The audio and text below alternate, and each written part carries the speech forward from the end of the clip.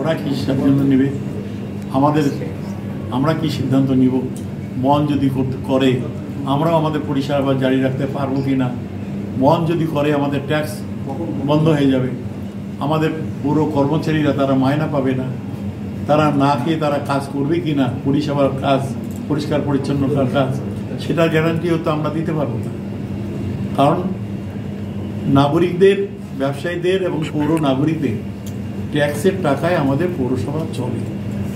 এই ট্যাক্স যদি বন্ধ হয়ে যায় বা ট্যাক্স যদি না ওঠে, তাহলে তো পৌর কর্মচারীদের মাইনে আমরা দিতে পারবো না, পেট্রোল পাম্পের তেলের টাকা দিতে পারবো না, আমরা অন্যান্য যে খরচগুলো আমরা চালাতে পারবো না, আমরা বিদ্যুতের বিল মেটাতে পারবো না, আমরা পাম্প হাউসে যে বিদ্যুতের বিল সেটা দিতে পারবো না, পাম্প হাউসে শ্রমিক কর্মচারী তাদের মাস মাইনে আমরা দিতে পারবো না, মেনটেন্যান্সের টাকা আমরা দিতে পারবো না।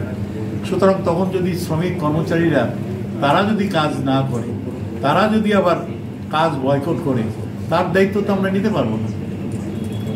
সুতরাং এটা সবাইকে ভেবে দেখতে হবে, বন্ধ কখনোই সমাধান হতে পারে না। এটা আমি এক কথায় বলবো যে কেন যেন আমার মনে হচ্ছে ব্যবসায়ী সমিতি কুচবিহার, জেলার ব্যবসায়ী সমিতি, তারা আমাদের ব্ল্যাকমেল করছে, এমনকি মাননীয় মুখ্যমন্ত্রীকেও ব্ল্যাকমেল করছে, এটা আমার মনে হচ্ছে। আমি বলবো এটা ছেড়ে দিন, যখন যা আপনারা আসেন সবটাই আমরা করে দিই। আমার সরকার আপনার পাশে রয়েছে, সরকার সাথে রয়েছে, কুচবিহার পৌরসভার সাথে রয়েছে, পাশে রয়েছে। আর একটা জিনিস দেখবেন, আমি 10 বছর হলে এমএলএ মন্ত্রী অনেক দায়িত্বে ছিলাম। কুচবিহারে দাঁড়িয়ে একটা 6তলা 8তলা ছাদের উপর দাঁড়িয়ে চারদিকে যা দেখবেন, মমতা ব্যানার্জি আসার পরে, দায়িত্বে আসার পরে সেই ডেভেলপমেন্টের কাজগুলো হয়েছে।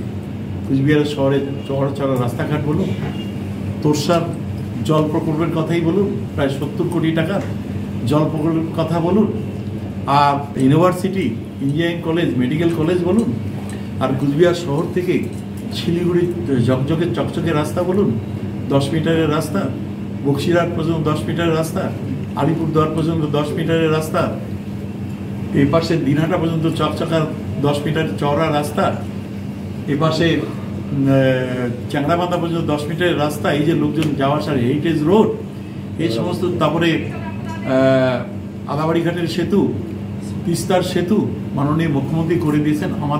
আমাদের উদ্যোগ ছিল, মমতা ব্যানার্জির সমস্ত উদ্যোগ, এবং আমাদের দিদিকে ধরে গেলে করা আমরাই করেছি। আর আমি এটা গর্বের সাথে বলতে পারি, আমার একটা ভূমিকা এর মধ্যে ছিল।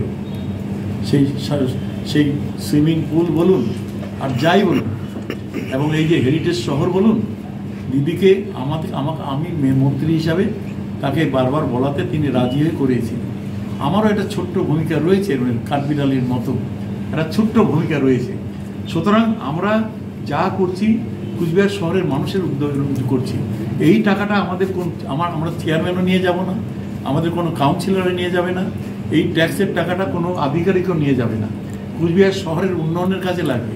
কুচবিহার শহরের রাস্তাঘাট তৈরি করা, সংস্কার করা, জল নিকাশি ব্যবস্থা তৈরি করা, পানীয় জলের ব্যবস্থা করা, এগুলো তো পয়সা লাগে।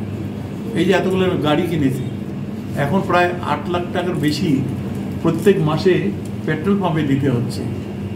এটা আরও বাড়তে পারে, কারণ 4টে নতুন জেসিবি আনা হলো, নিজস্ব জেসিবি।